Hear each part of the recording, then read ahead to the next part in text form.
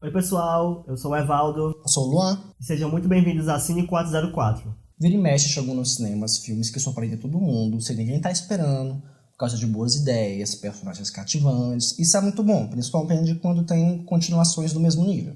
Só que isso nem sempre acontece, né, amigo? Pois é. Algumas vezes os estúdios optam apenas por repetir a mesma fórmula de sucesso do primeiro filme.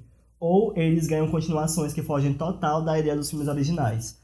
E é pensando nisso que hoje nós trouxemos 5 produções que não só ganharam continuações desnecessárias, como também não souberam quando parar.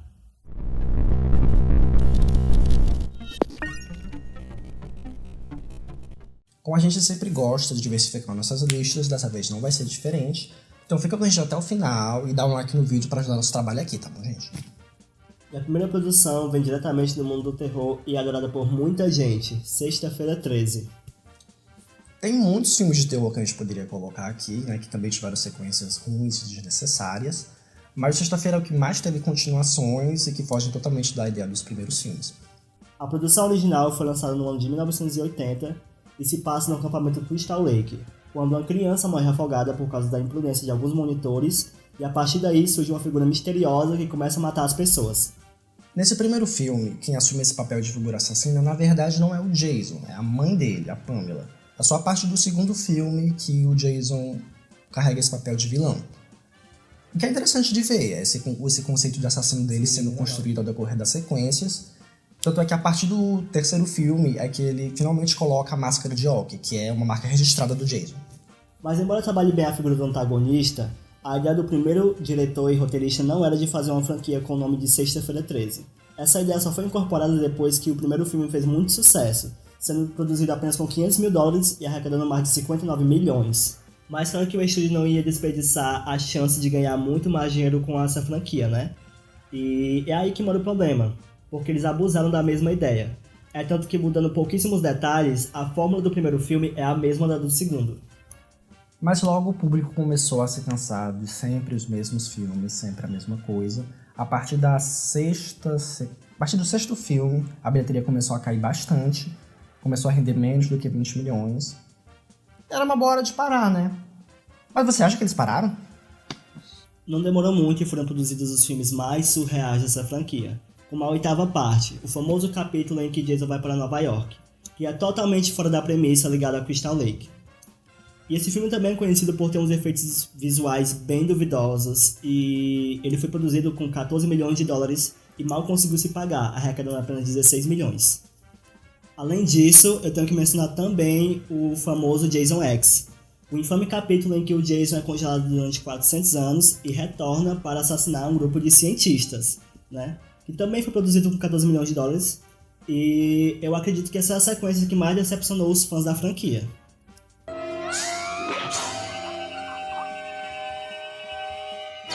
Saindo um pouco do terror, outra franquia que não precisava de tantos filmes é Esqueceram de Mim. Pra quem não lembra, Esqueceram de Mim é um clássico da comédia dos anos 90, que vez ou outra ainda é reprisado na TV na época do Natal.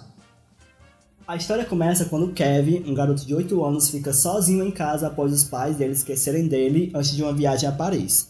E no começo ele até gosta, porque ele pode curtir o espaço sem a supervisão dos pais. Porém surgem 2 ladrões meio idiotas e ele percebe que vai ter que proteger a residência sozinho. O filme é estrelado pelo Macaulay Culkin, que ficou bem famoso depois da franquia, e a obra também é dirigida pelo Chris Columbus, que também foi responsável pelo primeiro filme do Harry Potter, e roteirizado pelo John Hughes, que também fez Curtindo a Vida Doidado. E assim como Sexta-feira 13, claro que o estúdio não ia perder a oportunidade de fazer uma sequência, 4 na verdade. O segundo é até legal porque a gente acompanha o personagem de Kevin um pouquinho mais velho, mas a partir do terceiro, as produções começaram a ter uma qualidade bem inferior, especialmente pela introdução de novos protagonistas que não vingou muito, e também foram bem mal recebidos pelo público e pela crítica. No Rotten, por exemplo, o filme de 1990 consegue 67% de aprovação, enquanto que o terceiro filme só consegue 27%. Essa diferença também se reflete na bilheteria. O primeiro filme foi feito com apenas 18 milhões e rendeu mais de 400 milhões de lucro, enquanto que esse terceiro filme foi feito com 32 milhões de dólares e conseguiu render apenas 80 milhões.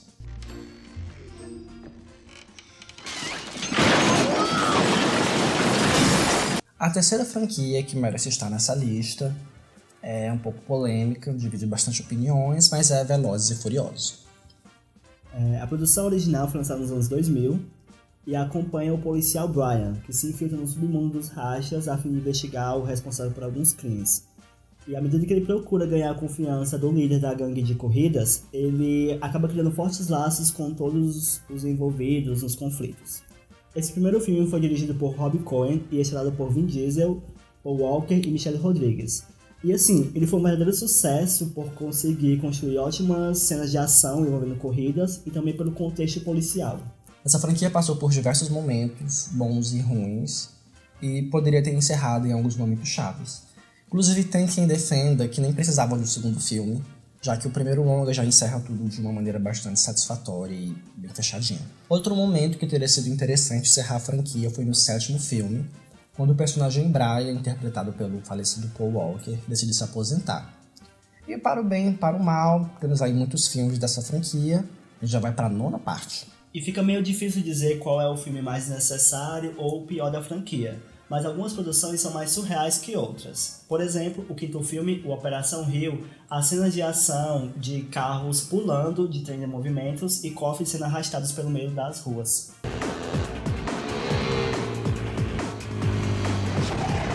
Já a 4ª franquia, que merece estar na nossa lista, ela tem tantos erros que nem caberia nesse vídeo, que são nossos amados X-Men. Para quem não conhece os X-Men, que eu acho difícil, eles são um grupo de super-heróis dos quadrinhos da Marvel. A história basicamente gira em torno dos mutantes, que são pessoas que nasceram com superpoderes devido a um gene especial. Eles são muito odiados pela humanidade, mesmo salvando elas inúmeras vezes. Durante décadas, os X-Men foram o carro-chefe da Marvel ao lado de Homem-Aranha. Eles protagonizaram momentos icônicos nos quadrinhos e nos anos 90 ganharam uma primeira série animada que foi um puta sucesso. Então, a Marvel pensou que seria uma boa ideia lançar um filme. Em 2000 nós tivemos X-Men, o filme, que nem é tão ruim na verdade, ele é meio brega, mas isso aqui dá um certo charme pro filme. Eles acertaram pra caralho no elenco, nos presenteando com atuações incríveis, com o Wolverine do Hugh Jackman, com o Professor X do Patrick Stewart e inúmeras outras atuações ótimas. E o filme foi muito bem recebido pelo público e pela crítica. Por isso, devido a esse sucesso, em 2013 ele ganhou uma sequência, X-Men 2, fazendo uma excelente adaptação de Deus Ama, o Homem Mata. Até que em 2006 eles decidiram encerrar a trilogia com a porcaria do X-Men, o Confronto Final, que nem é tão ruim assim de se assistir, mas comparado aos dois primeiros filmes, ele tem uma qualidade bem inferior. Confronto Final, infelizmente, estava bem longe de ser de fato o final. Eles deviam ter parado por aí ou ter feito reboot, eu não sei. Mas eles ignoraram o fracasso do último filme. Em 2009, decidiram lançar X-Men Origins Wolverine. Inclusive, todo mundo achou que ia ter um Origins de cada um dos X-Men, mas daí não rolou.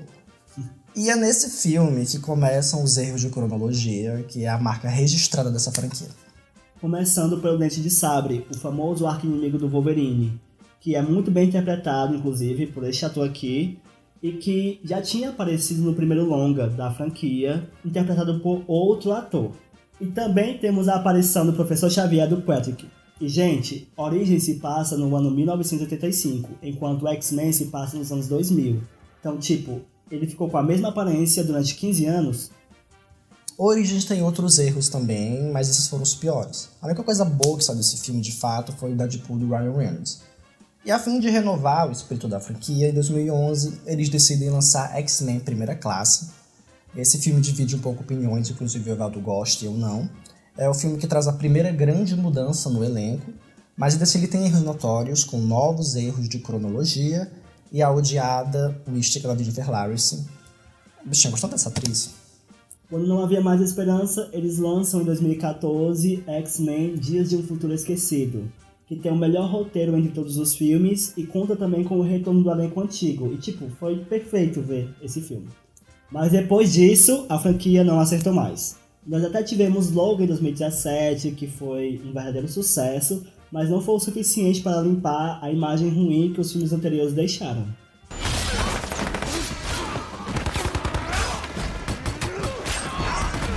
A última produção da nossa lista deixa todo mundo puto, porque foi a que mais perdeu qualidade ao longo dos anos, que no caso é a primeira série dos filmes do Batman. O primeiro filme é impecável, difícil até achar quem não goste. Aqui nós vemos um duelo pela segurança de Gotham City entre o vigilante mascarado Batman e o gênio do crime Coringa.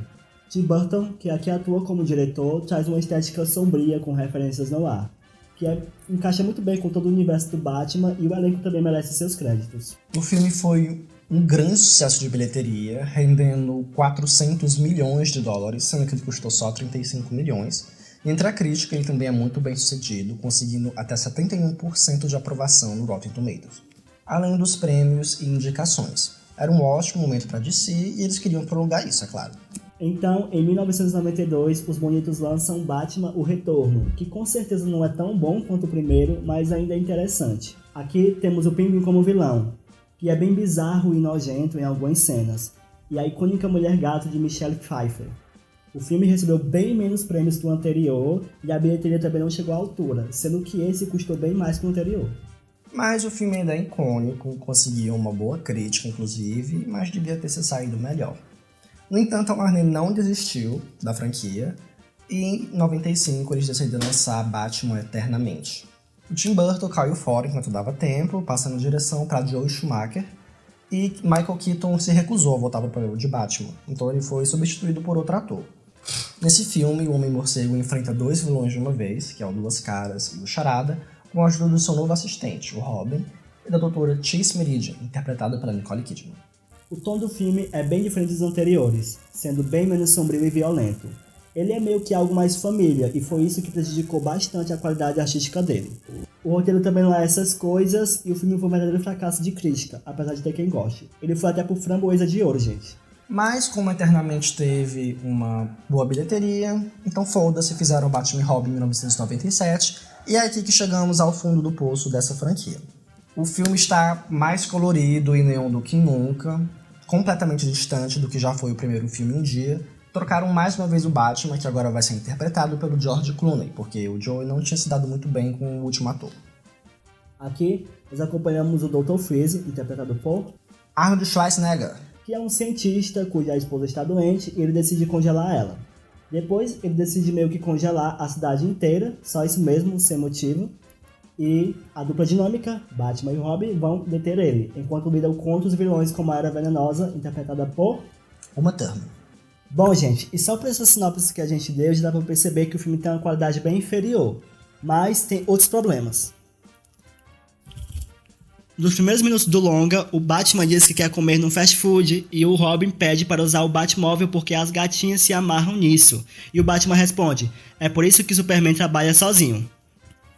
Como é que você sai de um filme que tem personagens problemáticos, uma história obscura, pra você ir pra um diálogo desse? Mas não é só isso não, viu? O longa ainda acharam tempo para incluir uma Batgirl no longa, porque sim, sem motivo nenhum, e para piadinhas ruins sobre frio do Dr. Freeze, sempre que ele aparecia em cena. Mas o roteiro não é o único problema desse filme, porque a direção é o que termina de afundar o barco. A quantidade incrível de closes de bunda, mamilo nos uniformes. A quantidade incrível de closes de bunda, mamilo nos uniformes e os protetores de virilha incrivelmente volumosos foram todos aprovados pela direção. Inclusive tem até uma piadinha entre os fãs que o arqui-inimigo do Batman na verdade é o próprio Joel Schumacher. Mas eu também não vou dar 100% do crédito pra ele, da culpa nele na verdade, porque a Warner também pressionou bastante, isso com certeza deve ter atrapalhado. Inclusive, esse é o filme mais caro da franquia e com a pior bilheteria. Mas ele também consegue fracassar com a crítica, alcançando incríveis 12% no Rotten Tomatoes. Aí depois disso a Warner se mancou e decidiu que era hora de fazer um reboot, que a gente já estava merecendo.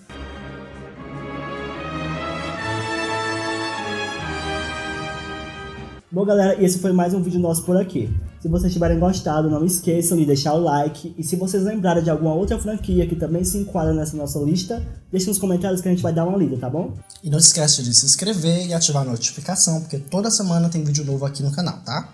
Tchau, gente! Até mais!